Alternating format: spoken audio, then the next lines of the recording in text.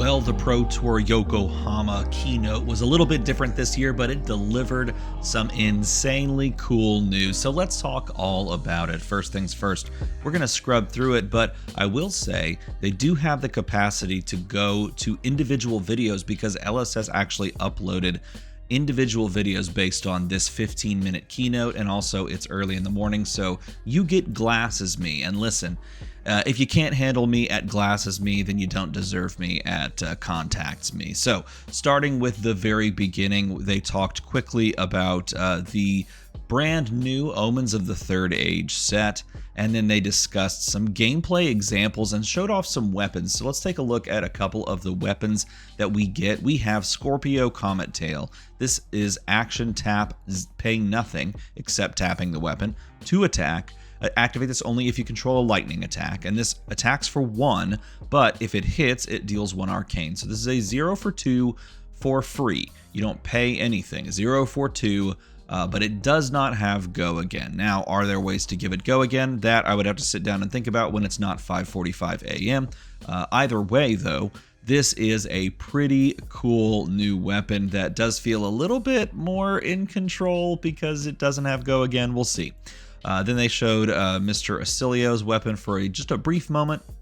Acilio apparently is now a hero that will play more exclusively on the opponent's turn. Counter burn is what they're calling it, and I kind of like that term. This is Volzar Meteor Storm. Remember, the original Volzar was banned. This one says instant tap amp 1. This one also costs nothing. You just tap amp 1, but you can only activate this, is the right way to say that, in early in the morning hours, if an instant card has been put into your graveyard. So you have to do the actual instant thing, and they show a really cool example of using an instant that actually blocks 4. That's another thing we'll look at, some brand new cards. And Ziggy's weapon we already knew about. Now, they then go through about 3 to 5 minutes of example gameplay and talk a little bit about that. Ziggy's line of play is egregious, we'll just put it that way, but it does look like it's going to always, for all of these heroes, require some interaction with a lightning flow. And so the key about all of these things that you see and that lines that they take, it's all contingent upon how often and easy it is to maintain the creation of the lightning flow. So if you can just play one every turn, then like weave that into your general effects, then I think you're doing okay. If you've come off a lightning flow, essentially, like if your opponent's able to force you off a lightning flow, then I think it looks like the game plans for these heroes are going to start falling apart. Maybe not falling apart, maybe not that, egregious, but either way, it is going to be contingent upon making these giant plays by maintaining a lightning flow. And all of these heroes seem incredibly complicated, which is cool if you're into that, but it makes sense why they would then produce all of these like gameplay example videos to both drum up hype, also to explain how some of these heroes work, so that spoiler season makes sense, and so that people are like, yeah, I think I can handle that. But yeah, Ziggy is kind of crazy. This attack goes from 5 to 3 to 8, all through Ziggy's effect, flashing in this Auric Shards after it gets deleted after playing it. And then you shoot Aphrodisias. I'm going to pronounce it that way, Aphrodisias, which does appear to be the correct way, even though it was pronounced Aphrodisias. Maybe it's Dias, but Aphrodite. No, I think it's gotta be Aphrodisias. I don't know. Someone leave a comment down below that can pronounce it. They also show some gameplay for Acilio. They show a new card here as well, which is called Cosmic Suture, which prevents the next 4 damage that you would be dealt, and then it has this new keyword that says Starfall. If an instant card has been put into your graveyard, deal 1 arcane damage to target heroes. So kind of playing defensively through instants, which seems kind of cool, preventing life in that way. Preventing life loss, I should say, in that way. Very cool. And then using a Ponder to reload the arsenal. Ponder seems like it's going to be a bit more prevalent for Acilio.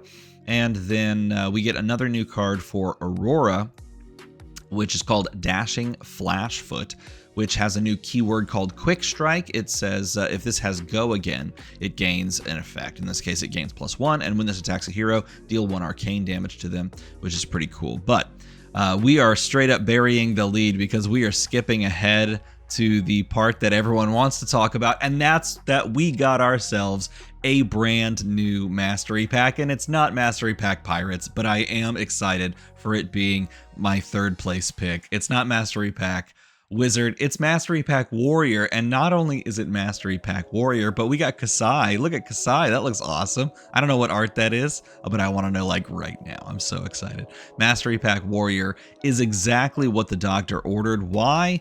Well, because we just got word that, Armory Deck Origins Hala has a bunch of brand new cards. And let's say, for example, that those cards have a lot of synergy, or maybe even just straight reprinted in Mastery Pack Warrior, then you can, not all of them, but you can then dip into that product and open it yourself.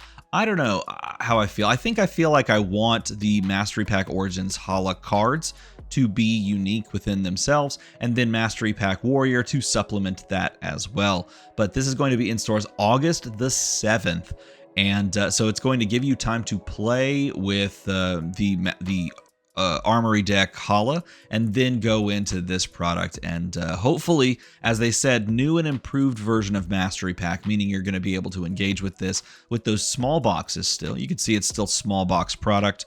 You can engage with this as a Warrior fan, and it's going to help supplement all of these heroes. But it's not just Mastery Pack itself, because we also have ourselves Armory Deck Olympia. Armory Deck Olympia is going to be really interesting because they gave him a brand new weapon, and let's see if we can get a glimpse of that weapon. I know they kind of peeked it for just a moment. Let's see if we hit play, can we actually see the weapon on this one, or do I have to do some magic to bring it onto the screen on the next one? Yes, we can.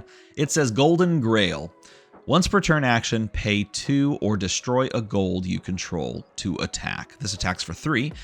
If this attack is wagered, it gets +1. So this would be swinging a 2 for 4 weapon. Now, this reminds me like classic old school Flesh and Blood from WTR, where the weapons actually mattered. 2 for 4s, 3 for 6s. Like that was cool back in the day. And the question will be, of course, does Olympia finally just straight up have a payoff? Is the gold the payoff all along, or are we going to get even more payoffs? Because at this point, they've given him an entire equipment suite. They've given him a place to visit. I mean, what else does this guy get from the old Armory deck Olympia? I don't know, but I was a huge fan of of just Olympia itself back in New Zealand when he released at the world premiere there. And I've always kind of had a soft spot in my heart for Mr. Olympia. He is going to release alongside of Mastery Pack Warrior. I am excited to see what they've done with this product, how they've changed it, because the opening experience from Mastery Pack Guardian was a lot to be left desired, and the product itself is now seeing huge play in Silver Age. So with Silver Age being fully entrenched in the formats now, I imagine that Mastery Pack Warrior is going to be incredibly impactful for Silver Age, as well as Classic Constructed. And it's going to be really fun to get into. That's the hope. Also, they do kind of point out a couple of things here, which I think we should definitely mention. First of all, they're pointing back to Quick EP, so I know Dice Commando woke up and is now walking vigorously around his room, pacing in excitement for Dawnblade Resplendent to return to the table, along with Max Ferocity. She's probably also super hyped because Quicksilver Prodigy is probably coming back in that product. And then we have Zenith Blade, a young version of Hala. Everyone that was saying Armory Deck Origins needed the young version of Hala, spoiler alert, it's right here. And that is a cool looking version of Hala. We don't ever get to see her face, but we still get to have young version of Hala here. And then, of course, we see young Olympia again with Golden Grail. No Kasai, but you know what? I'm sure Kasai is going to be fed by some of these cards. And they also have all of these cards in the beautiful double-sided Marvel, with Dawnblade getting the special treatment, the classic treatment, I guess we can call it now, what was the... Why am I blanking? It's 6 a.m. now, and I've been up already. What was the name of the Rosetta Thorn? That's the one. Someone already left a comment saying Rosetta Thorn. You knew what I was trying to get at, but that is a cool looking Dorinthia Dawnblade right there. And you can get your hands on that product at Gen Con. I don't know. This might be the first time I try to get to Gen Con. Maybe I'll see if I can, stay with someone that goes to Gen Con regularly and try to fly out there. July 30th to August 2nd. They also announced a bunch of callings, including the 100th calling as well, which is going to be in America. And we finally got our news. It's going to be in Europe this year, but the World Championship is officially set for Paris. And Paris is where you'll attend the World Championship that is going to be drafting, in my opinion, Monarch 3. I think that's where it's going to be. I think that's what it's going to be. I think we're set up to really dive deep into both Omens of the Third Age, followed by set 20, which I think is going to be Monarch 3, and we are really going to sink our teeth into a fully fledged, I think that's the best way to put it, a fully fledged lore section of the game. Like we're in the era where the lore is going to matter more than anything else. But I don't know. I'm excited about a lot of these announcements. Let me know what you think in a comment below. And if you like this nice little recap with my impressions, then of course, make the number go to the other number. And as far as everything else is concerned, thanks for watching.